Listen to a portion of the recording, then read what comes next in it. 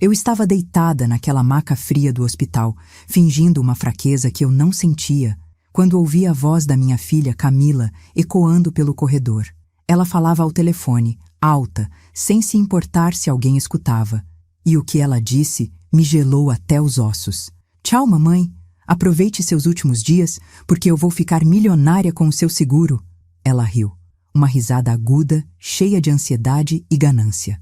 2,8 milhões, Rogério. A gente vai comprar aquela cobertura no Leblon.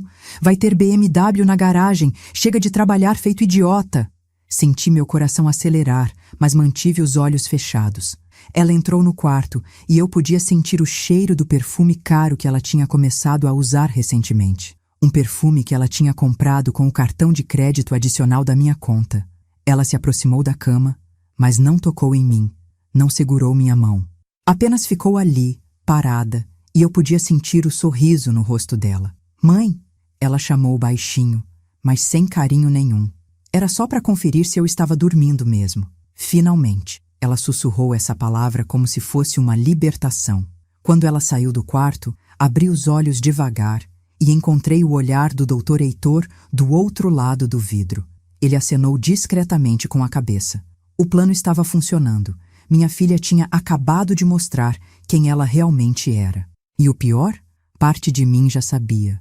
Eu só precisava ter certeza. Mas o que Camila não sabia era que eu e o Dr. Heitor tínhamos armado tudo isso. O diagnóstico era falso. Eu não estava morrendo. E quando ela abrisse aquele envelope que o médico ia entregar na festa dela, o sorriso ia desaparecer do rosto dela mais rápido do que tinha aparecido. Mas antes de eu contar como eu cheguei até esse momento de dor e decepção, preciso te pedir uma coisa. Se você está ouvindo essa história agora, deixa seu like aqui embaixo, se inscreve no canal e ativa o sininho das notificações. Porque essa história não é só minha. É de todas as mães que um dia se sentiram usadas, desvalorizadas, traídas por quem elas mais amaram. E no final, você vai ver que é possível, sim, recuperar a dignidade. Então fica comigo até o fim, porque a reviravolta vai valer cada segundo. Meu nome é Irene. Tenho 65 anos e passei a vida construindo uma empresa de móveis planejados aqui em São Paulo. Comecei pequena, com uma marcenaria de fundo de quintal, e hoje tenho 3 lojas e uma fábrica que emprega mais de 80 pessoas. Conquistei tudo isso sozinha, com trabalho duro, noites sem dormir e muita determinação. Sempre fui uma mulher prática. Nunca acreditei em dar tudo de mão beijada para os meus filhos. Eu tinha dinheiro, sim, mas coloquei minhas 2 filhas em escola pública. Elas usavam um uniforme que eu mesma costurava. Mesada? Só quando faziam as tarefas da casa. Eu queria que elas entendessem o valor das coisas, que soubessem que dinheiro não cai do céu, que é preciso suar a camisa para conquistar o que você quer. Camila e Beatriz, minhas 2 meninas. Ou pelo menos era assim que eu pensava nelas. Beatriz, a mais nova, com 28 anos, sempre foi diferente. Tranquila, humilde. Nunca me pediu nada além do necessário. Quando terminou o ensino médio, disse que queria conhecer o mundo. Juntou dinheiro trabalhando como atendente numa loja de roupas, comprou a passagem e foi para Portugal. Hoje ela trabalha numa padaria em Lisboa. Acorda às 4 da manhã para amassar pão. Mora num apartamento pequeno que divide com uma colega. E sabe o que ela me disse da última vez que conversamos por videochamada? "Mãe, eu sou feliz aqui. Aprendi que a gente não precisa de muito para viver bem." Eu chorei quando desliguei a chamada. De orgulho.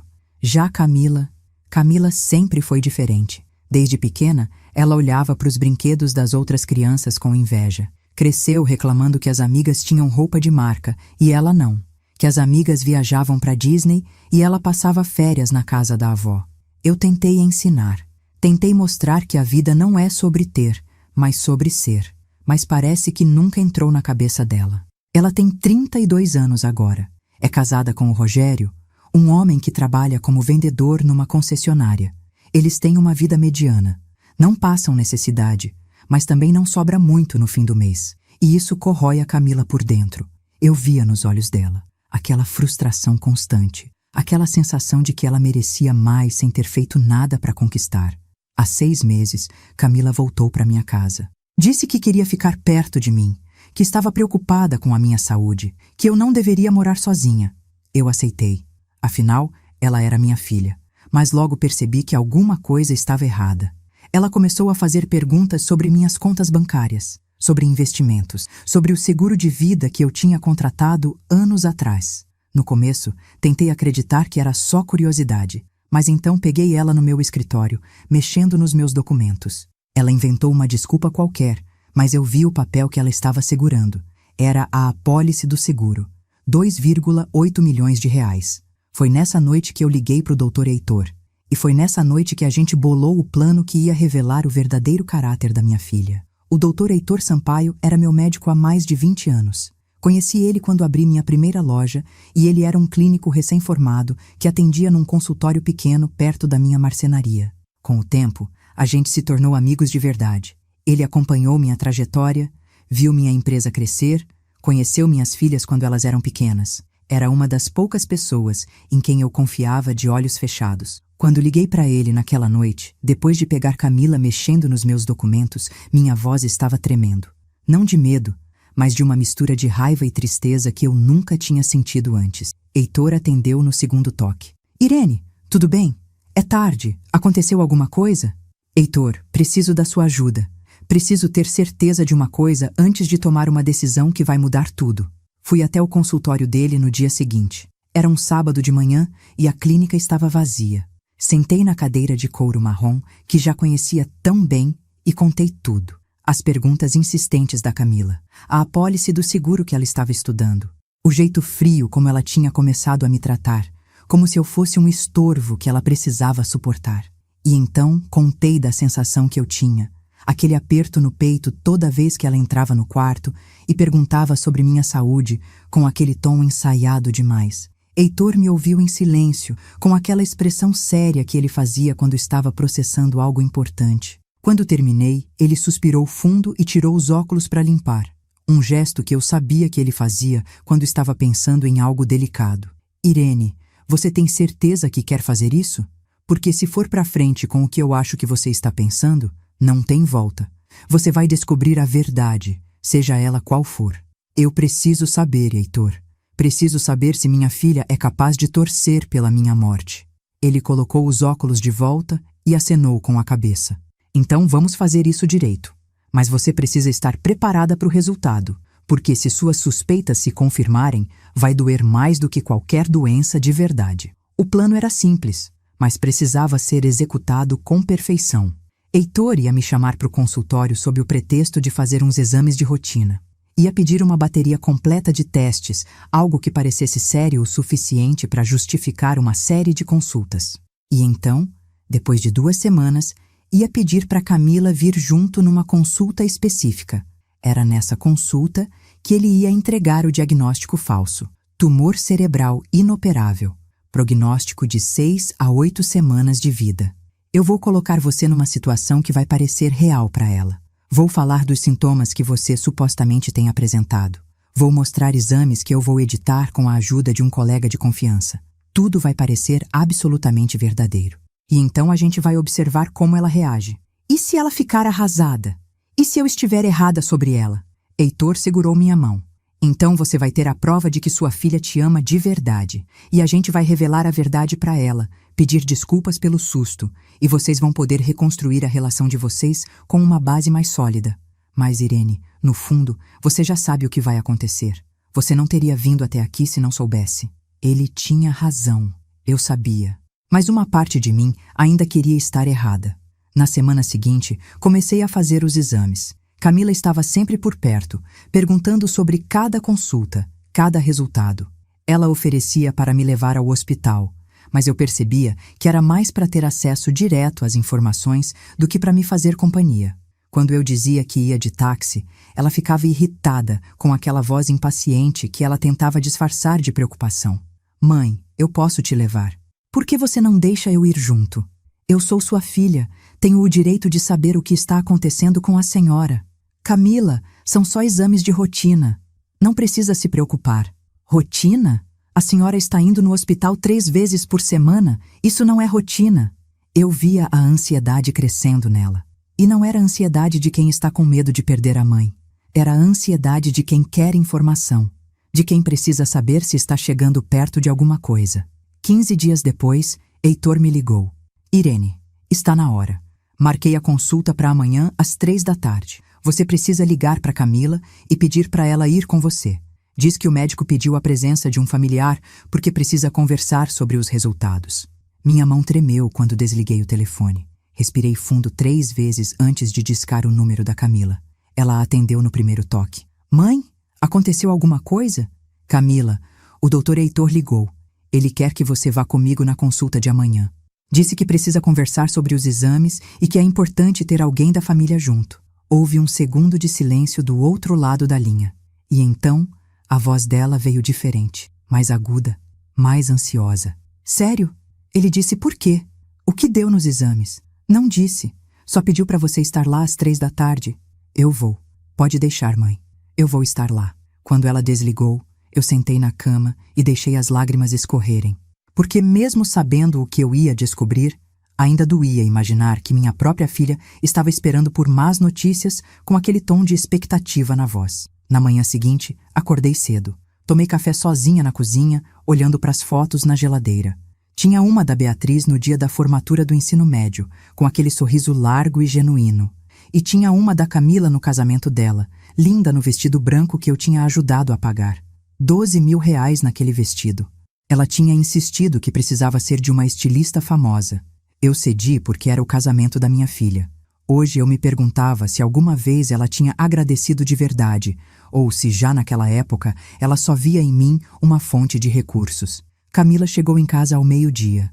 Eu estava no quarto, organizando uns papéis, quando ouvi a voz dela com o Rogério na sala. Cheguei perto da porta sem fazer barulho. Rogério, eu tenho um pressentimento. Acho que é sério.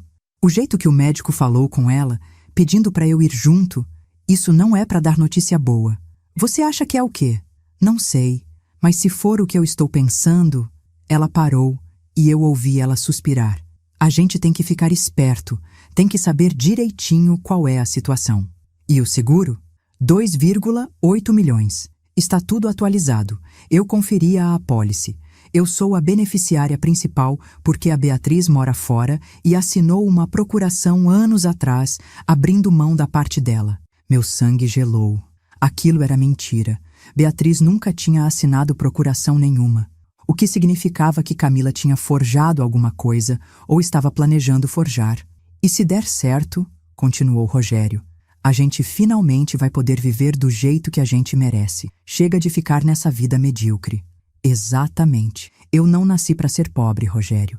E se a vida está me dando essa oportunidade, eu não vou desperdiçar. Tive que segurar na parede para não cambalear. Oportunidade. Ela tinha chamado a possível morte da própria mãe de oportunidade. Fechei a porta do quarto devagar e sentei na cama. Peguei o celular e mandei uma mensagem para o Heitor. Tenho certeza agora. Vamos em frente. Às 2:30 da tarde, Camila bateu na porta do meu quarto. Ela estava arrumada, com uma roupa sóbria, discreta. Tinha até tirado os brincos chamativos que costumava usar. Estava no papel de filha preocupada. Mãe, está na hora. Vamos. No carro, ela dirigiu em silêncio. Eu fingia olhar pela janela, mas observava o reflexo dela no vidro. O maxilar estava tenso, os dedos tamborilavam no volante. Ela estava nervosa, mas não era nervosismo de quem tem medo. Era nervosismo de quem está esperando por uma confirmação.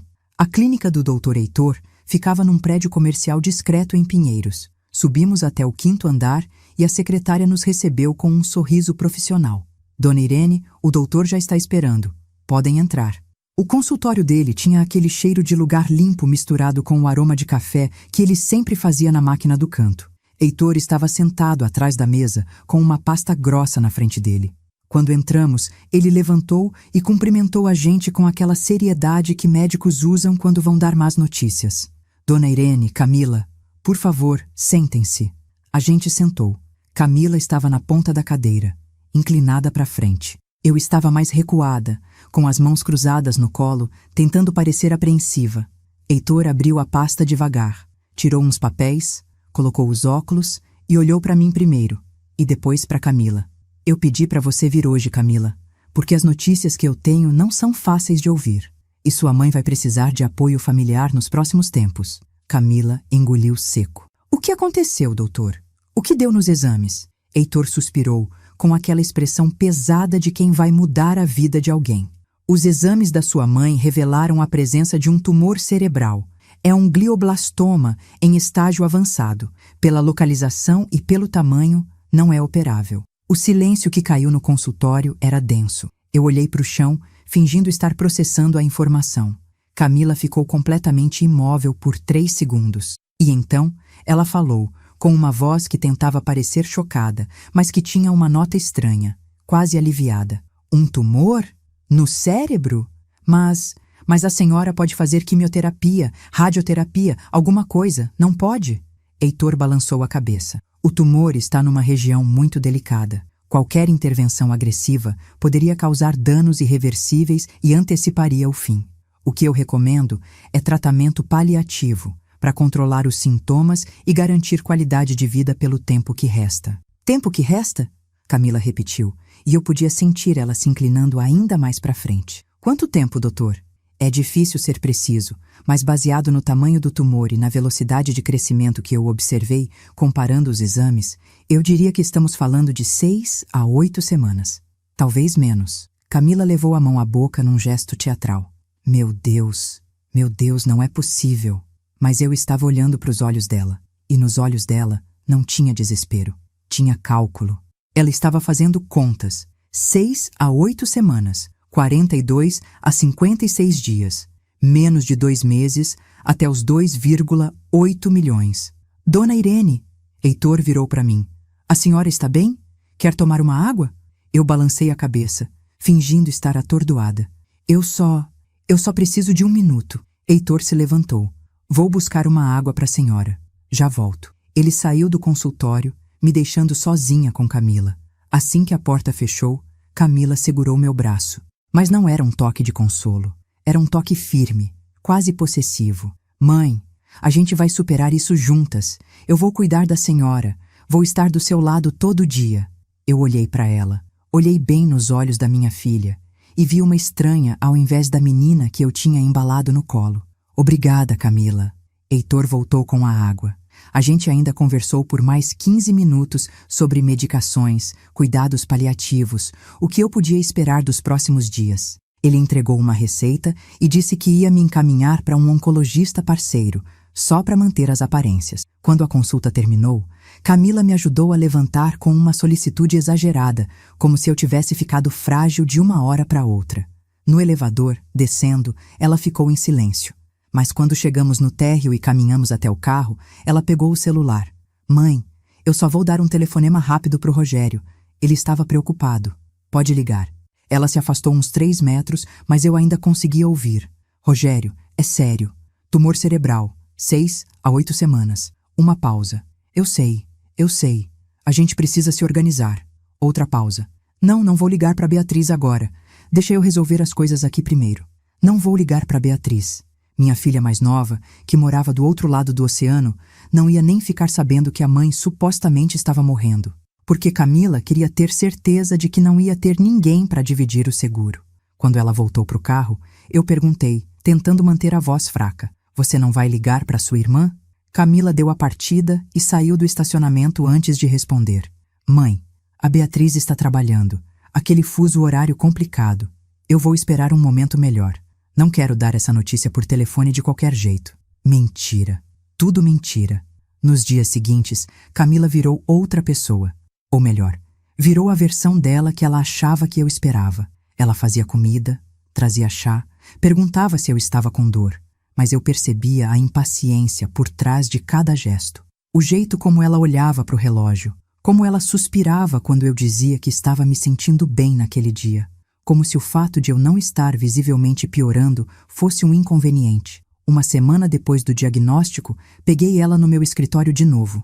Dessa vez, ela estava com o notebook aberto, acessando o meu e-mail. Eu tinha deixado a senha anotada de propósito num lugar óbvio, para ver se ela ia atrás. E ela foi. Fiquei na porta, observando. Ela estava lendo e-mails da minha contadora, abrindo extratos bancários, anotando números num caderninho. Quando finalmente percebeu minha presença, ela deu um pulo. Mãe, eu não ouvi a senhora chegar. O que você está fazendo, Camila? Ela fechou o notebook num movimento rápido. Eu estava só. Estava organizando umas coisas para a senhora. Sabe como é? Com tudo o que está acontecendo, achei que seria bom a gente ter controle das contas, dos pagamentos. Eu ainda estou viva, Camila. Ainda consigo cuidar das minhas próprias contas. O rosto dela se fechou por uma fração de segundo e eu vi raiva ali. Raiva de verdade. Mas ela rapidamente voltou para a máscara de filha dedicada. Claro, mãe.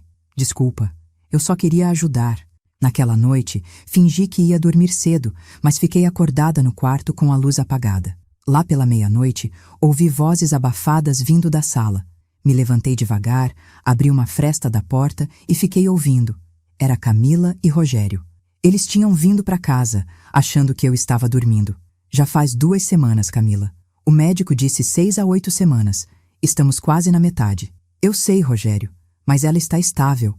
Não está piorando visivelmente. E o médico? Você não pode ligar para ele e perguntar? Já liguei.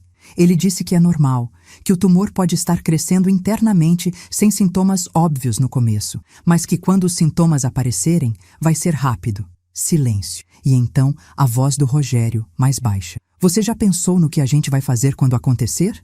Já está tudo pensado. Funeral simples, nada de luxo. A gente guarda o dinheiro do seguro. Eu vou dizer que é o que ela teria querido. Pago as dívidas, compro a cobertura e em 6 meses a gente está vivendo a vida que sempre merecemos. E a Beatriz? A Beatriz está em Portugal. Quando ela souber, já vai ser tarde. E eu tenho aquela procuração que ela assinou. Ela abriu mão da herança. Mas ela assinou isso mesmo? Você tem certeza? Uma pausa longa. E então, a voz da Camila, gelada. O que importa é o que está no papel, Rogério. Voltei para o quarto com o coração disparado. Ela tinha forjado a assinatura da Beatriz. Tinha criado um documento falso para garantir que ia ficar com tudo. Eu já sabia que minha filha era gananciosa, mas isso era outro nível. Isso era crime. No dia seguinte, liguei para o Heitor de manhã cedo, antes da Camila acordar. Preciso acelerar o plano. Ela está falsificando documentos. Isso está ficando perigoso. Irene, calma. A gente precisa fazer isso direito. Se a gente revelar agora, você não vai ter prova suficiente. Ela pode dizer que foi mal entendido, que você ouviu errado. A gente precisa pegar ela no ato, com testemunhas. E como a gente faz isso? Deixa comigo. Eu tenho uma ideia. 3 dias depois, Heitor me ligou de novo. Irene, vou pedir para você vir aqui na clínica amanhã. Vou dizer para Camila que seu estado piorou, que você está tendo convulsões leves e que precisa ser internada para observação. A gente vai te colocar num quarto aqui, fingir que é internação. E então a gente observa como ela reage quando acha que você está no fim. Você acha que ela vai fazer alguma coisa? Eu acho que ela vai mostrar quem ela realmente é. E eu vou estar lá para documentar tudo. Na manhã seguinte, fingi ter uma convulsão na cozinha. Camila estava tomando café quando comecei a tremer. Deixei a xícara cair no chão. Ela levantou num pulo. Mãe! Mãe! O que está acontecendo? Eu me deixei escorregar da cadeira, de olhos revirados, o corpo todo tenso. Ela pegou o celular e ligou para o Dr. Heitor com uma voz que tentava soar desesperada, mas que tinha um fundo de excitação. Doutor! Minha mãe está tendo convulsões. Eu preciso levar ela para o hospital agora. Heitor mandou uma ambulância. Quando chegaram, Camila estava do meu lado, segurando minha mão, mas os dedos dela estavam frouxos. Não tinha força naquele toque. Era só cenário. Me levaram para a clínica do Heitor, que tinha uma estrutura pequena de internação para casos de observação. Me colocaram num quarto com monitores, soro, tudo que faria parecer que eu estava realmente mal. Heitor me examinou na frente da Camila, com aquela cara séria de médico que está perdendo o paciente. Camila, eu preciso ser honesto com você. As convulsões indicam que o tumor está pressionando áreas críticas do cérebro. Isso significa que estamos nos estágios finais. Pode ser uma questão de dias. Vi os olhos da Camila brilharem. Ela mordeu o lábio, fez uma expressão de choque, mas os olhos dela estavam calculando. Dias? Não semanas? No máximo 1 semana, talvez menos. Ela saiu do quarto e eu a vi pelo vidro, pegando o celular. Heitor tinha instalado uma câmera discreta no corredor. A gente ia gravar tudo. Ela ligou para o Rogério. É agora. Questão de dias. Eu preciso que você vá naquela imobiliária hoje e reserve a cobertura. Diz que a gente vai fechar o negócio na semana que vem. Uma pausa. Sim, Eu tenho certeza. O médico acabou de dizer. Ela não passa dessa semana. Quando ela voltou para o quarto, sentou do meu lado com aquela cara de piedade ensaiada. Mãe, eu estou aqui. Não vou sair do seu lado. Eu mantive os olhos semi-fechados, fingindo estar sedada. Ela ficou ali por 15 minutos, mexendo no celular. E então se levantou. Vou ali no corredor fazer uma ligação. Ela saiu e eu ouvi ela conversando com alguém. Era uma funerária. Ela estava cotando preços de caixões. Nada muito caro. Algo simples, digno, mas sem exageros. Quanto? 5.000? Não? Muito caro. Tem algo por 3? 3.500 pode ser. Reserva aí. Nome da falecida, Irene Tavares. Falecida. Ela já estava me tratando como morta. Passei 2 dias internada naquela encenação. Camila ia e voltava, sempre com aquela máscara de filha dedicada quando tinha alguém por perto. Mas quando estava sozinha comigo e achava que eu estava inconsciente, ela era outra pessoa. Mexia no celular, fazia ligações, ria. Numa dessas vezes, ouvi ela conversando com uma amiga. Daqui a 1 semana eu vou estar rica, Ana Paula. 2,8 milhões. Você acredita? Eu vou comprar aquele apartamento no Leblon. Vou viajar para a Europa. Vou fazer uma festa que você não vai acreditar. Mas Camila, sua mãe está morrendo. Ah, minha mãe viveu a vida dela. Agora é a minha vez. Ela juntou todo esse dinheiro e nem aproveitou nada. Que desperdício. Pelo menos eu vou saber usar direito. Cada palavra era uma facada. Mas eu me mantive imóvel, respirando devagar, coletando cada evidência. No 3º dia, Heitor entrou no quarto quando Camila estava lá. Camila, preciso falar com você lá fora. Eles saíram e eu vi pelo reflexo do vidro. Heitor estava sério. Camila, preciso te preparar. Sua mãe está entrando em coma. Provavelmente não vai acordar. É questão de horas agora. Camila levou as mãos ao rosto, mas por entre os dedos eu vi um sorriso. Um sorriso pequeno, rápido, que ela tentou disfarçar. Doutor, eu não sei o que dizer. É importante você avisar os outros membros da família. Se tem alguém que quer se despedir, é agora. A Beatriz está em Portugal. Não vai dar tempo dela chegar. Você avisou ela pelo menos? Camila hesitou. Ainda não, mas eu vou. Eu vou ligar agora. Ela não ligou. Voltou para o quarto, sentou do meu lado e ficou lá, esperando eu morrer. Mas o que ela não sabia é que do outro lado do oceano, Beatriz já estava a par de tudo. Eu tinha ligado para minha filha mais nova no dia que comecei o plano e contado cada detalhe. Beatriz chorou quando soube das suspeitas, mas me apoiou completamente. Mãe, eu sempre soube que a Camila era interesseira, mas nunca imaginei que chegasse a esse ponto. Beatriz, eu preciso que você finjas que não sabe de nada. Quando chegar a hora, você vai aparecer. Mas, por enquanto, deixa ela acreditar que está sozinha nisso. Pode deixar, mãe. Eu vou estar aí quando você precisar. E ela estava. Beatriz tinha pedido férias do trabalho, comprado passagem e estava hospedada num hotel em São Paulo havia 3 dias, esperando o momento certo. Esse momento estava chegando. Na manhã do 4º dia, Heitor entrou no quarto com uma expressão que eu não tinha visto ainda. Era uma mistura de raiva contida e determinação. Ele olhou para Camila e disse com uma voz firme: Camila, sua mãe acabou de falecer. Foram 7h23 da manhã. Meus pêsames. Camila ficou em silêncio por 3 segundos. E então começou a chorar. Mas era um choro falso, mecânico, sem lágrimas de verdade. Não, não pode ser. Minha mãe. Ela se levantou, olhou para mim deitada na cama, fingindo estar morta, e então se virou para o Heitor. Doutor, o que eu preciso fazer agora? Quais documentos eu preciso assinar? Documentos. Nem tinha se passado 1 minuto e ela já estava perguntando sobre documentos. Heitor manteve a compostura. Vou preparar o atestado de óbito. Mas antes, Camila, tem uma coisa que eu preciso te entregar. Sua mãe me deixou um envelope. Ela me pediu para te dar assim que ela partisse. Os olhos da Camila brilharam. Ela achou que era alguma carta de despedida, alguma coisa sentimental que ela ia ter que fingir que estava emocionada ao ler. Um envelope? Pode me dar. Vou buscar. Já volto. Ele saiu do quarto. Camila olhou para mim de novo e, nesse momento de descuido, ela sussurrou. Finalmente. Finalmente acabou. E então ela sorriu. Um sorriso largo, de alívio, de vitória. Heitor voltou com um envelope branco, lacrado, entregou para Camila. Ela me fez prometer que você ia abrir na frente de testemunhas. Então vou chamar a enfermeira e mais um médico. É protocolo. Protocolo para quê? É só uma carta. Mesmo assim, foram as instruções dela. Ele saiu de novo. Camila ficou olhando para o envelope, impaciente. Virou ele de um lado para o outro, como se pudesse ver o que tinha dentro através do papel. E então murmurou para si mesma. Deve ser alguma coisa emocionante. Provavelmente falando que me ama, que foi feliz comigo. Essas coisas que mãe escreve. A porta se abriu. Mas não era só Heitor que entrou. Atrás dele veio Beatriz, minha filha mais nova, com os olhos vermelhos, mas o queixo erguido, firme. E atrás dela entraram mais 3 pessoas, o advogado da família, a enfermeira-chefe da clínica e um oficial de cartório que Heitor tinha chamado para testemunhar.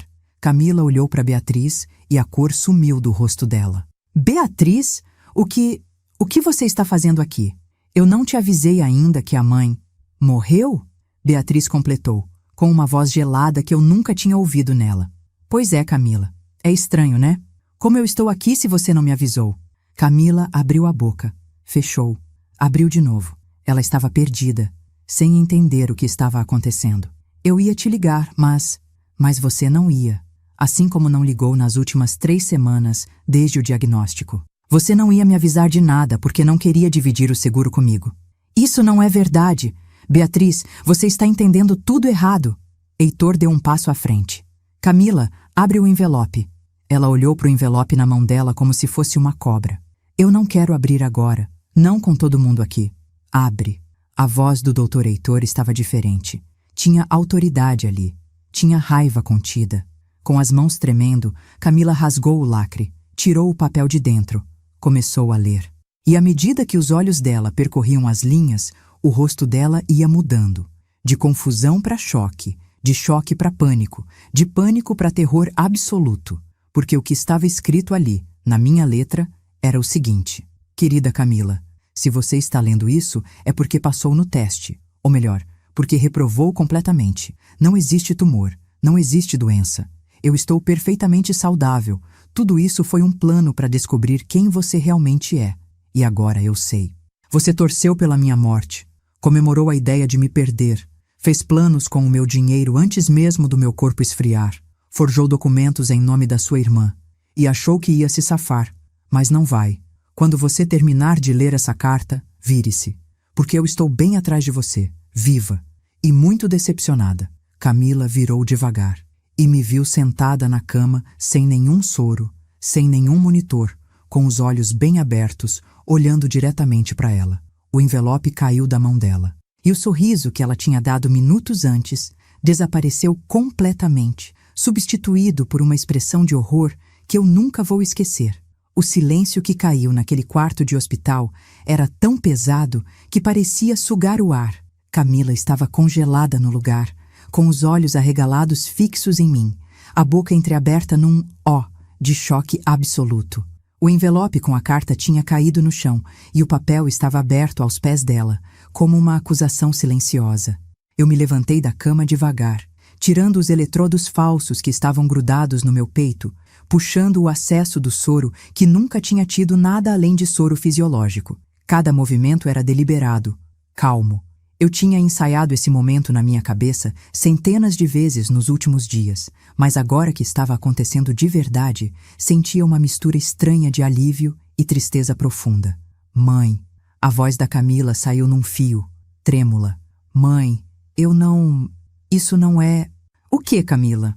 Eu dei um passo na direção dela e ela recuou instintivamente, esbarrando na cadeira atrás dela.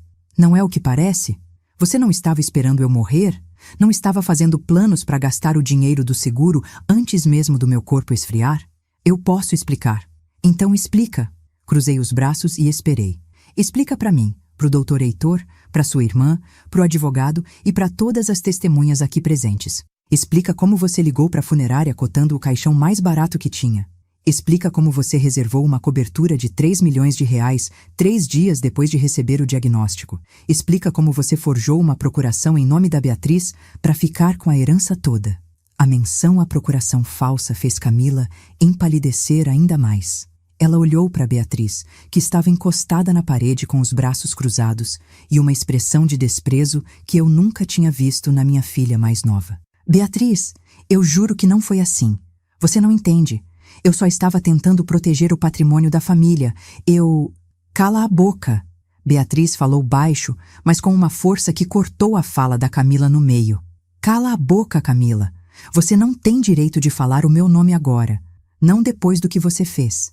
Beatriz deu um passo à frente e eu vi lágrimas escorrendo pelo rosto dela, mas não eram lágrimas de tristeza, eram de raiva. Eu estava em Portugal trabalhando na padaria, acordando todo dia às 4 da manhã para ganhar um salário honesto, enquanto você estava aqui planejando a morte da nossa mãe como se fosse um investimento financeiro. Você é nojenta, você me dá vergonha. Beatriz, por favor.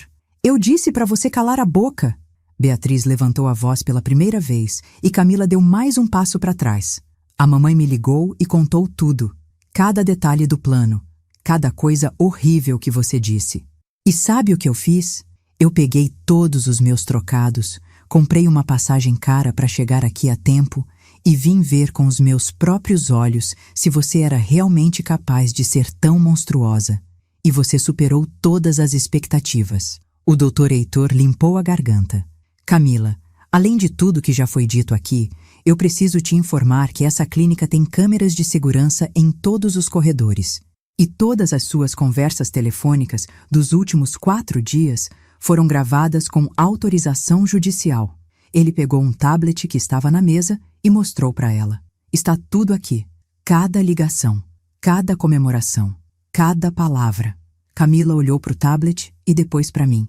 E viu o momento exato em que ela entendeu que estava encurralada. Não tinha saída, não tinha desculpa, não tinha como fingir que tinha sido mal entendido. Ela tentou uma última cartada. Jogou-se de joelhos na minha frente, com as mãos juntas como se estivesse rezando. Mãe, por favor, eu sei que errei, eu sei que fui horrível, mas eu sou sua filha. A senhora não pode me abandonar assim. Eu preciso da senhora. A gente pode resolver isso, pode... Levanta, Camila. Minha voz saiu mais fria do que eu pretendia, mas era o que eu sentia. Frieza, decepção, nojo. Levanta agora, você não vai me manipular com esse teatro barato. Ela levantou devagar, e eu vi que ela finalmente tinha entendido. A máscara tinha caído completamente, e o que restava era só desespero mesmo. Desespero de quem percebeu que perdeu tudo. O advogado da família, Dr. Marcelo Guimarães, um homem de 50 e poucos anos que cuidava dos meus assuntos legais há mais de uma década, deu um passo à frente com uma pasta preta debaixo do braço. Dona Irene, com sua permissão, eu gostaria de ler alguns documentos importantes na presença de todos aqui. Eu acenei com a cabeça. Pode prosseguir, Dr. Marcelo. Ele abriu a pasta e tirou várias folhas grampeadas. Primeiramente, sobre a procuração que Camila mencionou ter em posse, onde supostamente Beatriz renuncia à sua parte da herança. Eu verifiquei esse documento e posso confirmar que a assinatura é falsa. Beatriz nunca assinou nada do tipo. Isso constitui crime de falsificação de documento, previsto no artigo 198 do Código Penal, com pena de reclusão de 2 a 6 anos. Camila engoliu seco. O marido dela, Rogério, que tinha chegado no hospital há uns 15 minutos e estava parado no canto do quarto em silêncio absoluto, ficou ainda mais pálido. Além disso, continuou o advogado, existe a questão do acesso não autorizado às contas bancárias e ao e-mail da dona Irene. As senhas foram obtidas de forma ilícita e houve tentativa de transferência de valores sem autorização, o que configura tentativa de estelionato. Também há registros de ligações onde Camila se identifica como procuradora legal de Dona Irene para obter informações confidenciais junto a instituições financeiras, o que é mais uma falsidade ideológica. Cada palavra do advogado era como um martelo batendo no caixão da vida que Camila tinha imaginado para ela. Eu via o desespero crescendo nos olhos dela. E por último, Dr. Marcelo pegou outro documento. Eu tenho aqui o testamento atualizado de Dona Irene, registrado em cartório há 2 dias, portanto posterior a todo esse evento. Vou ler as disposições principais. Eu, Irene Tavares, em pleno gozo das minhas faculdades mentais, Declaro como única e universal herdeira de todos os meus bens, direitos e haveres, minha filha Beatriz Tavares. A minha filha, Camila Tavares, deixo a quantia simbólica de R$ 1 para que fique claro que ela não foi esquecida, mas deliberadamente excluída por razões que ficam evidentes nos anexos deste testamento. Beatriz levou a mão à boca, surpresa. Ela não sabia dessa parte. Mãe, a senhora não precisava... Precisava sim. Eu me virei para ela. Você sempre foi honesta comigo, Beatriz. Sempre me respeitou. Nunca pediu nada além do que precisava. Trabalhou duro para construir sua própria vida, mesmo eu tendo condições de te ajudar mais. Você merece tudo o que eu construí. Camila soltou um som que era meio riso, meio soluço. Então é isso? Eu fico sem nada? Depois de tudo que eu fiz pela senhora? Tudo o que você fez? Eu me virei para ela e pela primeira vez deixei a raiva aparecer na minha voz. O que exatamente você fez por mim, Camila? Me diz, porque eu me lembro de pagar a sua faculdade inteira. R$ 12.000 no seu vestido de noiva, R$ 50.000 de entrada no seu apartamento, mais 30.000 no carro que você disse que precisava para o trabalho, mas que eu sei que você usa para passear. Eu me lembro de te dar emprego na minha empresa, mesmo você não tendo competência nenhuma, e te pagar um salário que você não merecia. Eu me lembro de te emprestar dinheiro que você nunca devolveu. Então me diz, Camila, o que exatamente você fez por mim, além de me usar como banco particular? Ela abriu a boca, mas não saiu som nenhum. Não tinha resposta porque não tinha argumento. E sabe o que é mais triste? Eu continuei, sentindo um nó na garganta, mas me recusando a chorar na frente dela. É que até uma semana atrás, mesmo com todas as suas falhas, mesmo com todo o seu egoísmo, eu ainda te amava. Você era minha filha. Eu ainda tinha a esperança de que você mudasse, de que um dia você entendesse o valor das coisas. Mas você não só não mudou, como mostrou que é capaz de celebrar a minha morte. E isso eu não consigo perdoar. O oficial do cartório, que tinha ficado em silêncio o tempo todo, apenas observando e fazendo anotações, limpou a garganta. Dona Irene, eu tenho todos os testemunhos registrados. O que a senhora deseja fazer com relação às acusações criminais? Olhei para Camila. Ela estava tremendo, com os olhos cheios de lágrimas, mas eu não sentia pena nenhuma. Eu quero que um boletim de ocorrência seja registrado, quero que todas as gravações sejam anexadas como prova, e quero que a justiça decida o que fazer com ela. Não! Rogério finalmente saiu do canto onde estava. Dona Irene, por favor, a gente tem 2 filhos pequenos. Se a Camila for presa, o que vai ser das crianças? Beatriz se virou para ele com um olhar de desprezo. Você deveria ter pensado nisso antes de planejar junto com ela como gastar o dinheiro do seguro, Rogério. Vocês 2 são iguais. Eu ouvi as gravações. Você estava tão empolgado quanto ela. Rogério abaixou a cabeça, sem resposta. O doutor Heitor, que tinha ficado observando tudo em silêncio, finalmente falou. Irene, eu preciso dizer uma coisa. Nos 20 anos que eu te conheço, eu nunca vi você tomar uma decisão por impulso. Você sempre foi justa, sempre pensou bem antes de agir. Então eu confio que o que você está fazendo agora é o certo. Mas como seu amigo, eu preciso perguntar, você tem certeza disso? Porque uma vez que você acionar a justiça, não tem volta. Eu respirei fundo. Era a pergunta que eu tinha feito para mim mesma 100 vezes nos últimos dias. E toda vez a resposta era a mesma. Heitor, se eu deixar isso passar, eu não estou só perdoando a Camila. Eu estou dizendo para ela que não tem problema torcer pela morte da própria mãe. Que não tem problema forjar documentos, roubar, mentir, e eu não posso fazer isso. Não é só sobre mim, é sobre princípios, é sobre mostrar que ações têm consequências. Ele acenou com a cabeça. Então vamos em frente. Camila deu um passo na minha direção, desesperada. Mãe, por favor, eu imploro, eu vou mudar, eu prometo. Eu vou fazer terapia, eu vou devolver tudo, eu vou... Você vai ficar em silêncio. Dr. Marcelo interrompeu com firmeza. A partir de agora, qualquer coisa que você disser pode ser usada contra você. Eu recomendo que você procure um advogado criminalista o mais rápido possível. 2 seguranças da clínica, que o Heitor tinha chamado discretamente, entraram no quarto. Dona Irene pediu para a senhora se retirar das dependências da clínica, Camila. Por favor, nos acompanhe.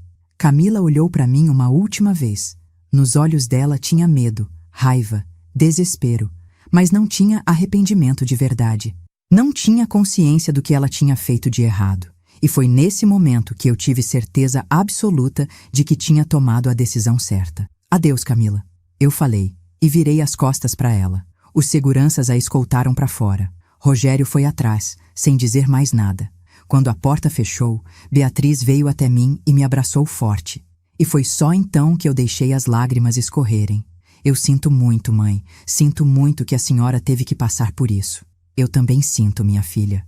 Mas agora eu sei a verdade. E a verdade, por mais dolorosa que seja, é sempre melhor do que a mentira. Nos dias seguintes, as coisas aconteceram rápido.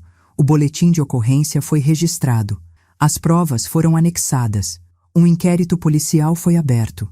Camila contratou um advogado, que tentou argumentar que tinha sido tudo um mal-entendido, que as gravações estavam fora de contexto, que a procuração falsa tinha sido um erro de boa-fé. Mas tinha evidência demais, testemunhas demais. Não tinha como negar. 3 semanas depois, Camila foi indiciada por falsificação de documento, tentativa de estelionato e acesso não autorizado a informações confidenciais. A justiça determinou que ela deveria responder em liberdade, mas com medidas cautelares. Ela foi proibida de se aproximar de mim e de Beatriz. Foi proibida de acessar qualquer conta bancária em meu nome. E teve que devolver o cartão de crédito adicional e o carro que eu tinha dado para ela. A empresa de móveis que eu tinha construído ao longo de décadas teve que passar por uma auditoria completa. Descobrimos que Camila, que trabalhava no departamento financeiro, tinha desviado pequenas quantias ao longo dos últimos 2 anos. Nada muito grande. 5.000 aqui, 3.000 ali. Sempre valores que passavam despercebidos na contabilidade geral. Mas no total, dava quase R$80.000. Mais um crime para a lista. Rogério pediu divórcio. Ele disse que não sabia de nada, que tinha sido manipulado pela Camila, mas as gravações mostravam que ele estava tão envolvido quanto ela. Mesmo assim, ele tentou se salvar abandonando o barco. Camila ficou sozinha, morando num apartamento alugado pequeno, trabalhando como vendedora numa loja de roupas, tentando juntar dinheiro para pagar os advogados e as dívidas que tinham se acumulado. Eu poderia ter sentido pena, mas não senti. Beatriz ficou em São Paulo. Ela tinha planejado voltar para Portugal depois de 2 semanas, mas quando viu tudo o que estava acontecendo, decidiu ficar. Mãe, eu não vou te deixar sozinha agora. Você acabou de descobrir que uma das suas filhas é uma criminosa. Eu vou ficar aqui, pelo menos por um tempo. Tentei argumentar que ela não precisava, que eu estava bem, que ela tinha a vida dela em Lisboa. Mas ela foi irredutível. A padaria vai entender. E se não entender, eu arrumo outro emprego. Família é mais importante. Então Beatriz se mudou para minha casa.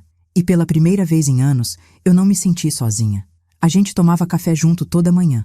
Ela me ajudava na empresa. Não porque eu precisasse, mas porque ela queria aprender. A gente conversava sobre tudo. Sobre a vida, sobre os erros que eu tinha cometido na criação delas, sobre o futuro.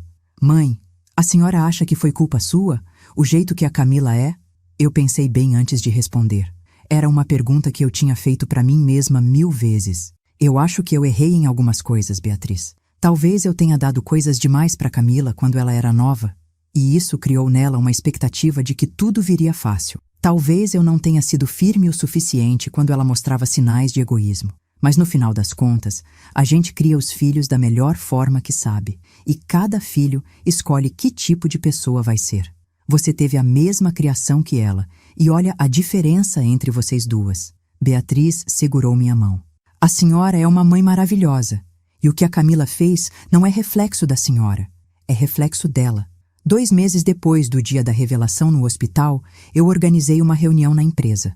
Juntei os 80 funcionários no salão principal da fábrica, algo que eu só fazia em ocasiões muito especiais. Eles sabiam que alguma coisa importante ia ser anunciada. Subi no pequeno palco que a gente usava para treinamentos e olhei para todos aqueles rostos.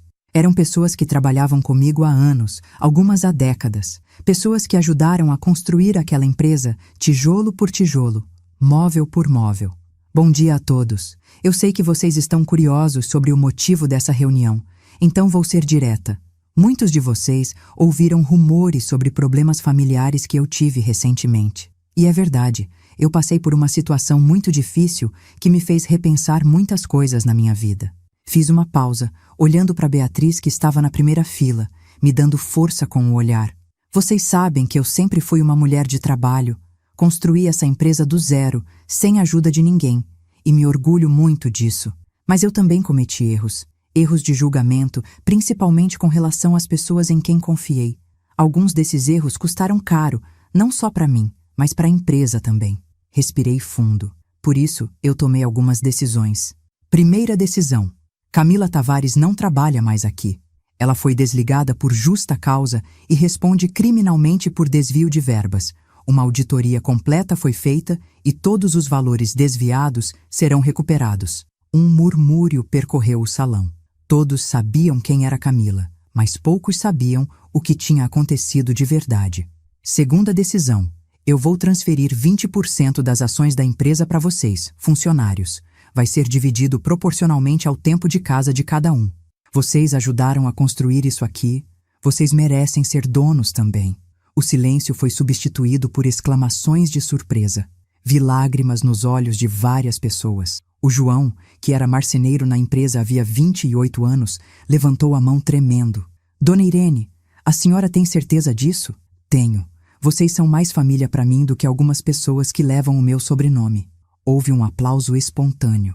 E pela primeira vez em meses, eu me senti leve, me senti em paz. E a terceira decisão, eu continuei quando o aplauso diminuiu. É que eu vou começar a desacelerar. Não vou me aposentar porque eu gosto demais do que faço, mas vou trabalhar menos. E quem vai assumir gradualmente a gestão da empresa é a minha filha Beatriz, com a ajuda de uma diretoria executiva que a gente vai montar nos próximos meses. Beatriz me olhou com os olhos arregalados. A gente tinha conversado sobre ela se envolver mais na empresa, mas isso ela não esperava. Mãe, ela sussurrou, você merece, minha filha. E mais importante, a empresa merece alguém honesto, trabalhador e humilde no comando. Nos meses seguintes, a vida foi se reorganizando. Beatriz se adaptou surpreendentemente rápido à gestão da empresa. Ela tinha um jeito com as pessoas que eu nunca tive. Ela ouvia, ela entendia, ela resolvia problemas de um jeito que fazia todo mundo se sentir valorizado. Os funcionários a adoravam. A empresa começou a crescer de novo. A gente abriu uma quarta loja. Desenvolvemos uma linha nova de móveis sustentáveis que fez muito sucesso.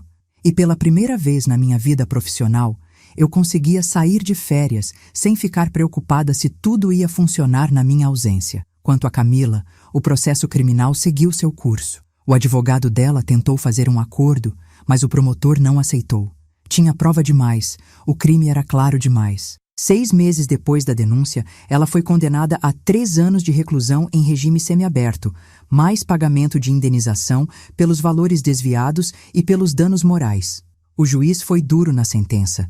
Disse que a quebra de confiança familiar era um agravante, não um atenuante. Camila recorreu, mas a sentença foi mantida. Ela começou a cumprir pena 3 meses depois, trabalhando durante o dia numa lavanderia industrial e dormindo à noite numa penitenciária feminina nos arredores de São Paulo. Ela me mandou cartas, muitas cartas. Todas começavam com pedidos de desculpa. Todas terminavam com pedidos de ajuda financeira para pagar um advogado melhor, para conseguir uma redução de pena, para ter uma vida mais confortável na prisão. Eu li as 3 primeiras. Depois disso, parei de abrir. Beatriz me perguntou uma vez se eu sentia remorso. Mãe, não dói saber que ela está presa? Que ela está sofrendo? Dói, eu respondi honestamente. Dói porque ela é minha filha e uma parte de mim sempre vai amá-la, não importa o que ela tenha feito. Mas não me arrependo da minha decisão. Ela não está presa por causa de mim. Ela está presa por causa das escolhas que ela fez. E se eu tivesse deixado passar, ela teria aprendido que pode fazer qualquer coisa sem consequência. Isso não seria amor, seria cumplicidade. 1 ano depois da revelação no hospital, no aniversário de 66 anos, Beatriz organizou uma festa surpresa para mim. Não foi nada grande, só família próxima e amigos queridos. O doutor Heitor estava lá, com a esposa. O doutor Marcelo, o advogado. Os funcionários mais antigos da empresa. E no meio da festa, Beatriz pediu a atenção de todo mundo. Gente, eu queria fazer um brinde. Ela levantou a taça de champanhe.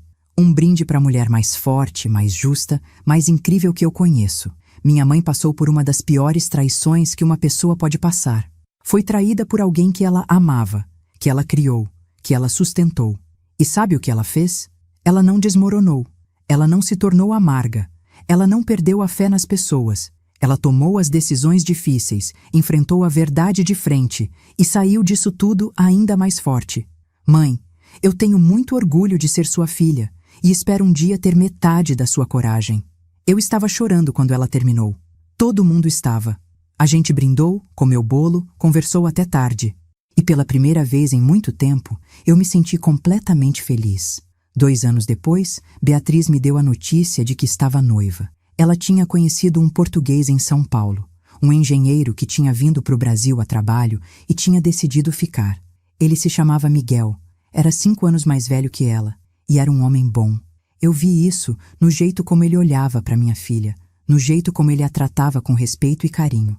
O casamento foi simples, numa chácara nos arredores da cidade, com 50 convidados. Beatriz estava linda num vestido branco simples que ela mesma tinha escolhido e pagado. Ela não quis que eu pagasse nada.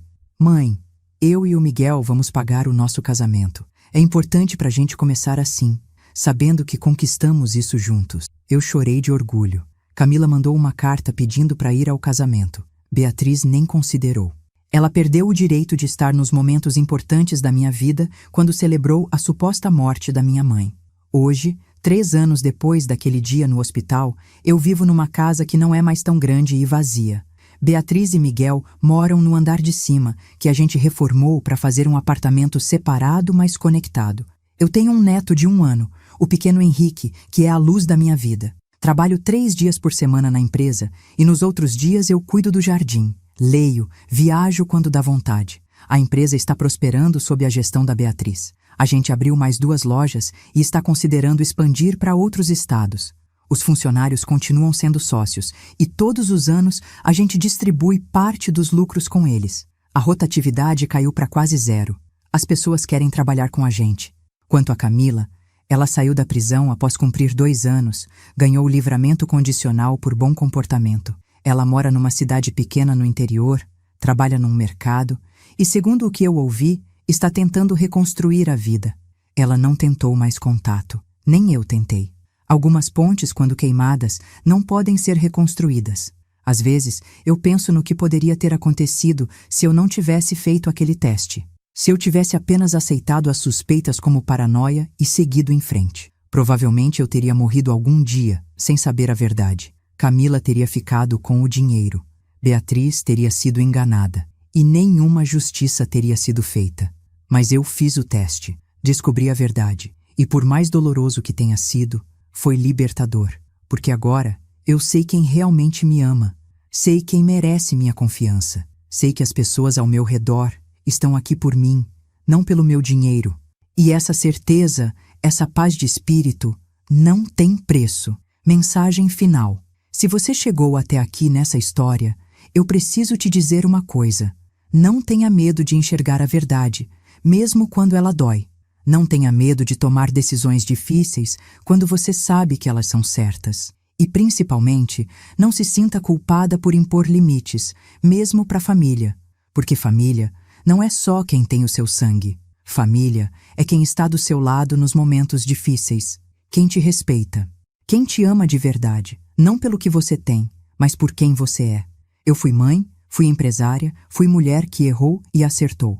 Mas hoje eu sou, acima de tudo, uma mulher em paz. E essa paz só foi possível porque eu tive coragem de enfrentar a verdade e fazer justiça. Se você tem uma história parecida, se você já se sentiu usada, traída, desvalorizada, saiba que você não está sozinha.